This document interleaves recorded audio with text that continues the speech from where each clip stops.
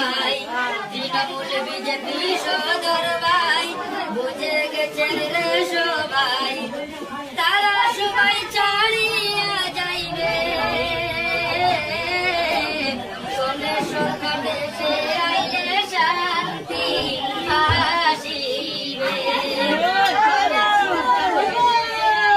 শান্তি আসিবে পূজার গণ শুনো না একটি কথা মানো না ওই বিজেপি ভোট দিও না সময় থাকিতে সবাই কংগ্রেস করো না সময় থাকিতে সবাই কংগ্রেস করো না